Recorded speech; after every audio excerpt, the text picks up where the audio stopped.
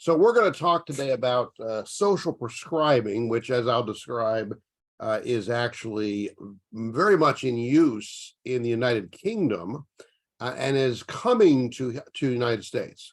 And I've been on emails actually with Daniel Morse, who's the leader for that in the United States, just to make sure that we're literally on the same page and I'm not saying something that's not already happening, kind of thing. So at least people are aware of it. So it's a pretty straightforward concept, but I'm going to show you what it shows benefit with as far as our patients, and it's really come up as a big deal, especially with COVID and the lockdowns and the lack of social type issues. So I've got some slides. I'm going to give some credit to Dan Morse. Again, he's the current lead for this movement in the United States. And the Cleveland Clinic, Dr. Irina Todorov did a nice talk, and I pulled a few slides from hers on what exactly they're already doing in the Cleveland area through Cleveland Clinic around it. So that's good news that it's already in a theater near you, as it were. So in real simple format, what is social prescribing? And so it takes most of us that are on this Zoom as healthcare professionals, we would get a referral. There would be somebody called a link worker. Now, the link worker is a UK term, an England term in particular. In our country, it might be a different nature of a person: community health worker, peer support specialist, social worker, LPCC. It could be a lot of people who could take on this role. And I'll show you sort of the parameters around a position description for a link worker as we move forward. And then the idea here is to be prescribing something other than meds. We know that medications work up to a point. We also know there's a lot of things that medications don't work for. And when I have my private practice patients, one of my favorite things to say to them is, there's no pill for that. And then they'll use that as a jumping off point for let's discuss other options around this. So community type programs, volunteering. I'll show you a slide or two about volunteering. And there's a lot of research on how that's valuable to people and so forth. So let me see if I can show you this video here, so you'll at least get a little bit of a sense of it. I think it'll jump us to YouTube, but you should be able to see it. Can you see it going to YouTube or not? How did everyone suddenly get so good? You don't see it going to YouTube? Okay, let me get rid of the ad. Writing. Word tune. It's your right. Okay, let me do that. Skip the ad. And I guess I'll have to stop the share and then reshare.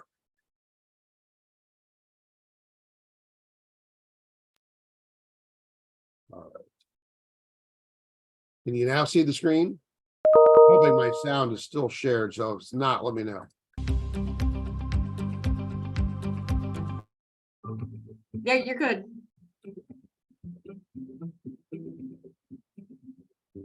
Many things affect your health and well-being. GPs tell us that a lot of people visit them feeling isolated, lonely, or stressed out by work, money, and housing problems. These are issues that can't be fixed by doctors and medicine alone. At its most basic, a social prescription offers the kind of help that doesn't come in a tube or a bottle. The idea behind social prescribing is to help you to have more control over your healthcare and find ways to manage your needs in a way that suits you. There are lots of different ways of providing social prescribing services. It often starts with a conversation, perhaps with a link worker, a support broker, or a community navigator. Whatever they are called, they are there to listen to you and put you in touch with whatever it is you might need in order to feel better. That might mean being introduced to a community group, a new activity, or a local club. It could be legal advice, volunteers to help around the house. It might just be information and guidance, a bit of inside knowledge on your situation and what local resources there are available. It can support in how to create something new.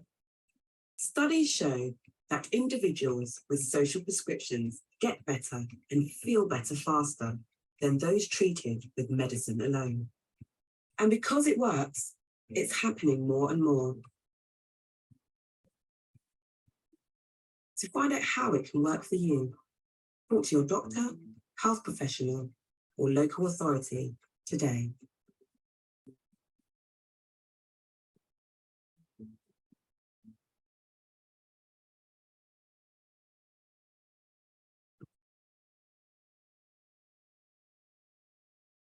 Hang on, stop. Prescribing. Let's get rid of that. All right, let me go back. All right, are we back to seeing the main screen, the talk? Not yet. Oh, I have it there. Wait a minute, it says screen sharing is paused. I didn't pause it. How'd that happen? I don't even know how to pause it. Hang on. Screen sharing is paused.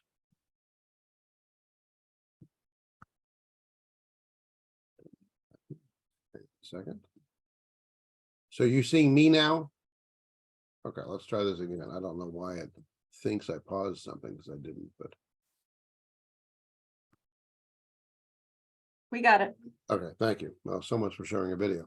Anyway, I thought that was a quick video. Obviously, it's from UK, and they have a national health system. So this is something that they use very broadly, but it is happening here in the United States now. I happened upon some lecture about this some months ago, which is how it got brought up that maybe I should talk about it here, because I think it is something valuable. I don't think any of this is rocket science. This is stuff we're all thinking about and probably doing some of, but not under a model that's quite as fleshed out as this model is. So this actually struck me. This is true data that 60% of patients who come in asking for help are actually looking at a social issue or a stress-related issue. Now, we know that more in mental health, behavioral health than maybe other people do, but that's a pretty big percentage. And our system is not set up to do much with this, right? We don't move along. We got to see, 4, 5, 6 patients an hour if you're primary care, right? We're moving people through. There's not a lot of time to say, hey, how about going to the Metro Park? All right, that's just not in our lingo. It's not in our mindset. So the concept is try to do more with this. And nationally, and then actually locally in Summit County, for example, things like Unite Us. And when you get the slide set, by the way, these are links. So you'll be able to click on them. So you get some even more information than you bargained for probably. But if you look at these links, you will see things that are already here. Unite Us is the one that the state has selected through the health information exchange that you know as CliniSync, and Summit County recently purchased Unite Us for our county. And I think Cuyahoga's already has it. So it's literally going to become this big platform. It is designed around the social determinants of health, which is very important. I'm going to mention that in a second at the model. So you've got the person. Again, this is not necessarily directed at people with current serious psychosis from schizophrenia, although ultimately these things can help when they're doing better with the things we probably do need medication for. But the idea here is you're going to give them some information. I'll give you a blow up of this this one in a second, a little bit about volunteering. And then these individuals are referred to a place, and then they have a coach of some sort, maybe who can do this, or a link worker, which again, I'll show you here. So it's really about very much person-centered. This was on that list I just showed you. What matters to you? There is a website already in the United States here. It doesn't have much on it yet. I looked at it over the past week or so.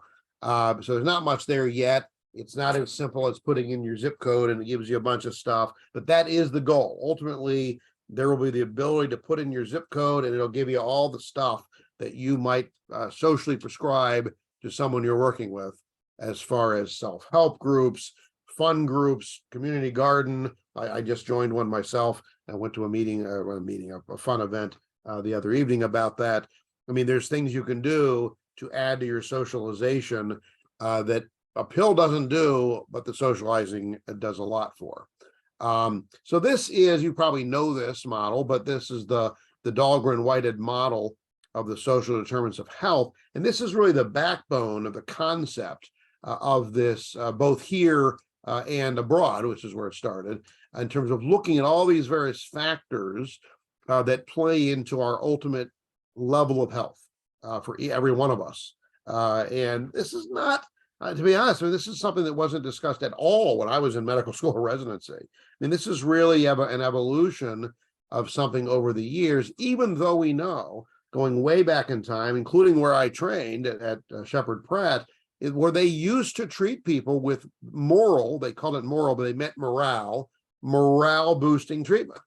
People were outside doing activities. They had white tablecloths, and when they served the meal, it was a nice meal. It was a fancy meal, even though they had schizophrenia and bipolar disorder, and we didn't have even have meds for them.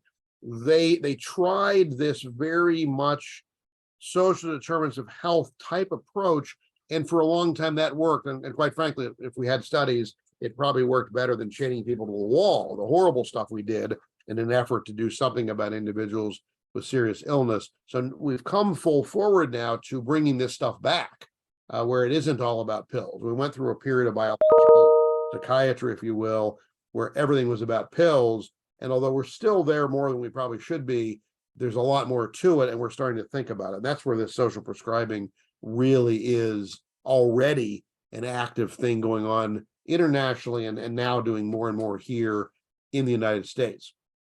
So you can see here's an updated version, most recent version I could find from England from January of 2019, obviously before COVID. So they've been doing this even before COVID hit. And you'll see here that the linchpin is whoever you employ as a link worker. And again, that's a broad category, so I'm going to show you a little bit about that. But it's not rocket science, right? It's some collaborative work, and then working with others you can refer people to. It might be workforce type things, we know, and we do some of that. So some agencies, community support services in Summit County, as an example, do things around this. Supported employment, right? That's an evidence-based practice. Get people back to work, giving them meaning and purpose. And that's some of what goes on in this model to help people. The community support groups, we've certainly learned, and you've probably already seen through our current Surgeon General, Dr. Murthy, who I think he, and of course it's his team, he and his team are putting out more reports than any Surgeon General previous to him. We've seen one now that's come out about loneliness, right? As actually, I think what they said was, loneliness can be as negatively impactful to your health as more than half a pack of cigarettes a day. That is a major statement for those of us who have never had a cigarette. Wow, we're trying to avoid the cigarette. Meanwhile, we might not be taking care of ourselves socially. So to me, that really was an impactful thing. Maybe it might have been 15 cigarettes. Actually, I'm trying to remember exactly what his report said, but it was a lot. It was way more than you'd think. It wasn't a cigarette. I mean, it was a bunch of cigarettes. So the link worker, they call this the triple lock in England.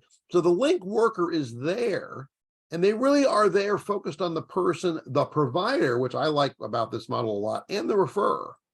And the point of this is that we don't do well in this country. That's a whole nother talk. We do not do well yet with the quadruple aim, which started with a triple aim, had nothing to do with us as providers.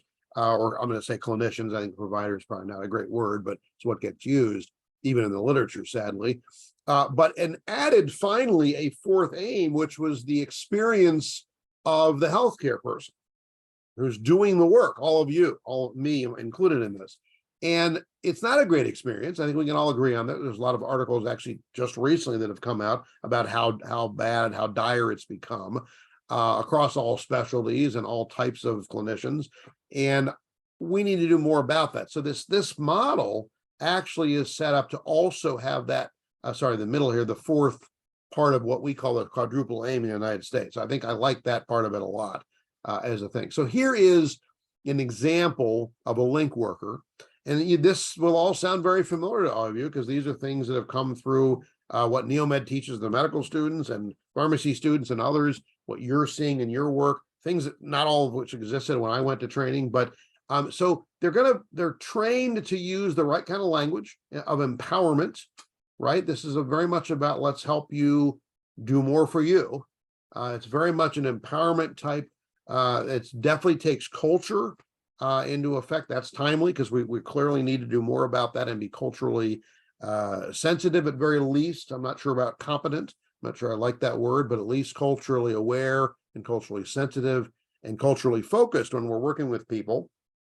You've got the issues here then of funding, of course, always. So that's right there in their model as well. How do we make sure we have people that can do the work, that have the time to do the work, knowing that 60% of people coming in wanting to talk about social issues, well, that means we need to have somebody who can talk with them. That's not always us. So we need to employ people whose job is to, now peer support specialists probably do the best of that right now of any of us. They have more of that desire. They have this language down, partly through lived experience. There is a way now to bill through Medicaid, so that is fundable. And then they use other things over here. And I think some of this includes like motivational interviewing, which is what I was referring to, that is being taught nicely at Neomed and other places. I didn't know that. I didn't learn that in medical school residency. And whether it exists or not, I don't even know, but it certainly wasn't taught. So some of this stuff will sound very familiar and therefore is not a heavy lift for the American system, but we have to put energy and, of course, therefore funding behind us. And then not rocket science, what can these link workers refer people to, right? And these are these are all the things we talk about, up to and including more learning. Hey, you know what? Maybe you'd like auditing a class, right? Maybe an older person who's had a career and is now stressed, lost a loved one or a significant other. What do you do? Well, you know what? They might like going to college. Maybe they're not going to college for college. They're going there to learn. You can audit classes. A lot of places actually will let you go for free if you're over a certain age and you're auditing, right? There's things we could socially prescribe that would be really helpful to such individuals. Obviously exercise. I had a whole slide I took out because it was too complicated, but you all know exercise, and we've had some of you have even talked about it here in your didactics. Exercise is tied to our well-being physically and mentally and emotionally, right? It's very much there. And if you get a runner's high or whatever, maybe even gives you a spiritual peace. So it's really right at the center of a lot of this. Even if it's a little bit of movement, it's better than no movement. The video mentioned things like Maslow's hierarchy of needs, right? You got to have a place to be, maybe some other financial stuff, working that out. Social supports, volunteering is huge. So that has a lot of stuff. And then the artistic stuff. And you will see that in a lot of these examples, again, which I'll go pretty quickly here. But so here's an example. This is from a report, most importantly here. This is the HUSK, but it's cited in the World Health Organization report on social prescribing. So WHO is working on this, not a joke. So the World Health Organization is working on this, and that is very important because that means that this is getting traction at a level where some of the leadership in our country, they obviously work with the World Health Organization. They're also thinking about this, hearing about this, and it works well. It's something that works well. So they talk primary health care provider, but since we are the integrated care echo, that's all of us, right? Because our goal is to make sure we're all thinking about the person as a whole. Again, it gets into the link worker, talking to the person. What do you want? What do you need? What would be helpful? What's missing? And then they make the referral out to that community sector. Not rocket science, but this is the model that's being used and being cited actually in the World Health Organization report. Here's another one that shows you what to do around older adults. So they have some of these already set up as models for various populations. Here's one: we're all getting older. Our world is getting older in terms of percentage of individuals above 65. So that's another reason I use this example. There's a million examples I could have put, but here's a good example of this and how the team works together. Notice the back and forth here between the various sections. So again, it's not meant to be a set model. It's a malleable, fluid model to allow people to get what they need. Here's an example. This is actually happening. So I'm going to give you a local example that Dan Morse had on a slide set. So a referral path. This is Cleveland Clinic. This one's specifically in Cleveland, but I imagine they'll soon enough be doing this at Cleveland Clinic Akron General as well, since they're already testing it. So I already showed you this first part of the graph. It moves on to having the person show up, right? So you say, hey, how about you go, you like nature, how about you go to the Holden Arboretum, spend some time there, maybe even volunteer if that exists. This model doesn't put that in there directly, but that's possible in some of these locations. I know when I was living in Toledo, one of our head nurse, she volunteered at the Akron Zoo. Sorry, at the Akron Zoo, that'd be a long drive, at the Toledo Zoo, and she loved it. I mean, it was basic work, feeding animals and so forth, and it was her stress relief. It was her socially prescribed, I think, by herself, but she would come back and rave about it. And I'm like, wow, I really wish I had time to do that, and I probably should have made time to do that because it sounded really awesome. So again, so here's one example of this. They want to check it. So this is something where you can, in fact, set it up. You'll notice here they have in Cleveland to see who showed up. Right? We all want to know about I think they call that efficacy of referral, right? You make a referral, did they show up? And by the way, going back to Unite Us, that is part of what the Unite Us platform does. So if I make a referral of patient, I see Dr. Dugan on the screen, so I refer to Dr. Dugan, I will know on the Unite Us platform if my person showed up to see her. That's huge. We normally don't have any clue.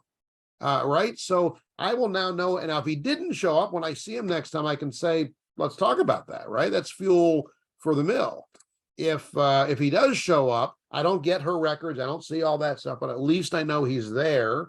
Obviously, under the HIPAA rules, if I know she's now also a treating person, we can talk under HIPAA. We're allowed to have that conversation, even if my patient doesn't like the idea.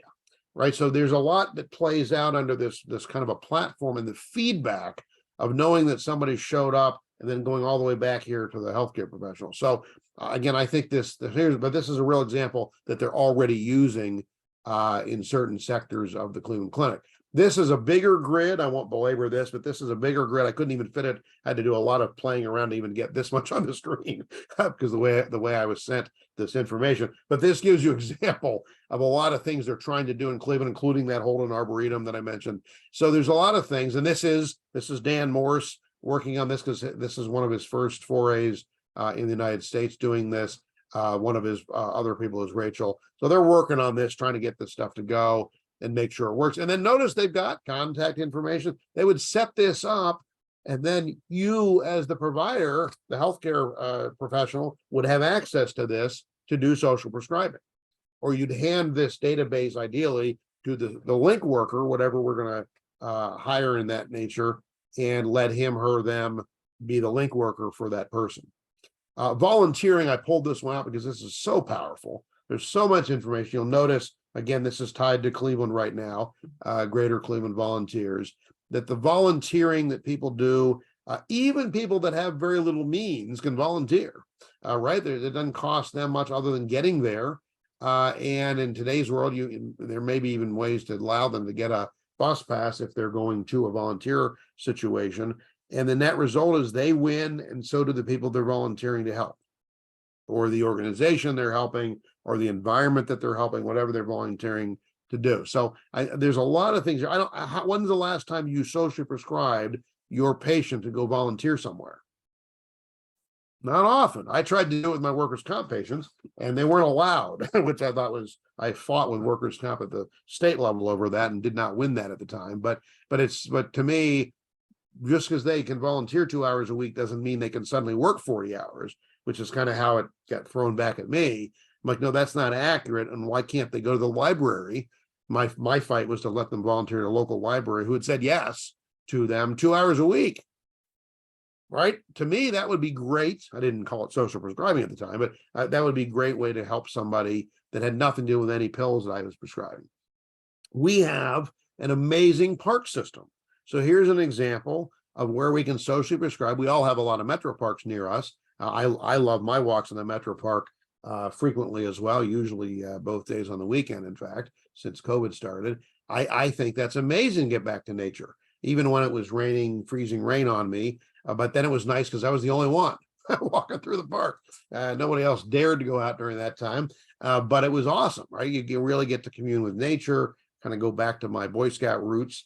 But I think that helped a lot. And I think people do that. Some families have chosen to make that their escape. They go camping all the time. Right. One of the psychiatrists in Summit County, she and her family, that is where they go all the time. Every time I talk, oh yeah, we're going camping here, we're going camping there. It is that socially prescribed, if you will, by her and her husband, and they're to go out with their kids and do that. So, but these are things we don't often think about talking to our patients. Having said that, then of course we're all patients too. It'll have a lot more traction when it becomes more of the norm, so that it's not a shock when you say to your patient, you know, have you considered just going out and hanging out in the Metro Park? Right, just relaxing in the Metro Park. They're like, what are you talking about? And some people don't even know there are Metro Parks. I know that's hard to imagine, but there really many people have never set foot in a Metro Park. Maybe they've driven. So a lot of reasons for this, and you'll see here how this one's tied to obesity in particular. But the point is, you could use this for anything, because being more physically active is a positive for all of us. Okay, here is an example. They're working on this. It's not there yet, of setting up a website for local social prescriptions by zip code. It doesn't work yet, but it will. So they're getting there to make this happen for us in the United States. So that's huge. This is an England one. That one works, but they call it something else there. But so the whole point of social prescribing is it heals the people, but it also then heals society. It heals the culture. It goes back to our human roots. Oh, after all, we are much more alike than we are different. Lots of benefits. The research after this, you can look at on your own, because there's research for all of these, which I won't go through for time's sake, but physical and emotional health and well-being. It actually improves costs. All right. So even the leadership at big systems, insurers, and everybody else ought to be in favor of this. It should not be something that there's pushback on, which is another reason there ought to be some money put into letting people do this work, because they're going to save money, whether you're the ADM board or an insurer or a private foundation, what have you, any of the insurers, the government through their insurances, Medicare, Medicaid. It does build a local community, right? Because if you've got more volunteering going on, you've got more awareness, you're out in the Metro Park, I may run into, I see Jamie on the screen, I may run into Jamie in the Metro Park, right? There's some niceness to that. Right? We're not only seeing each other at work, occasionally in the Metro Park. I ran into this psychiatrist and her family walking through the Metro Park one day. It literally happened, walking through, and there they were. I hadn't met her husband yet, so I got to meet her husband. It was just a nice, and now we can talk about that. So if we're talking meeting, I do a monthly meeting with each of my medical directors. We're meeting and I say, hey, how's your camping going? Right. And now I know something, and I can jump back to that I was in a Metro Park, and you get that positive feelings that come back in the memories there. So behavior changes. People start getting out, doing whatever they like. Again, it's based on person-centered. They get back to things maybe they used to like it and just have kind of fallen away from it. And they're like, yeah, all right, since you mentioned, I'm going to go do that. And the next thing you know, they're feeling better. They're motivated. They want to go out and do something. They want to learn a new skill. There's a million things. I get a book. I never use it, sadly, but I get the Hudson Community something book, and it lists all sorts of things I could do, right, once a year. And every year I think, oh, I should really go through that book, and then I don't. But I know it's there, and I may now. I may actually, given having prepared this talk, I may do that now. See, well, maybe there's something out there apart from a community garden or what have you. The volunteer services, huge for us. And then again, back to this concept, social determinants of health, in this case of ill health, right? We want to improve the health. So we want to get rid of the ill health things, get people back to work, get rid of isolation, which again gets back to Dr. Murthy and his team's report on loneliness and so forth. In the United States, this is something that Dan Morse prepared, because he's working on this to push this forward. It does actually increase adherence if they're in the right social groups around the rest of their interventions. There's evidence on that. They're evidence-based. These are evidence-based for some of these as alternatives to our pills, other ways to improve your immune system and things of that nature, doing these things. It does build agency and confidence, often through that social interaction with the link worker, builds social cognition, in a lot of individuals. That's a big phrase there, a whole nother talk as well.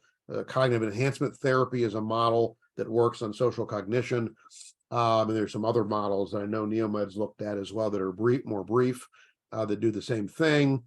You're getting rid of social divides. If you go work or volunteer in a setting, you're likely to be there with a more diverse group of people, and you're going to learn all that, and you're going to appreciate more of humanity, right? It probably, my guess is it will improve tolerance and embracing, and go up to the point of a true DEIB culture that we'd like to have, along with the civic engagement, of course. Then altruism, if you get used to liking helping people, they often say that that giving is way more powerful than receiving.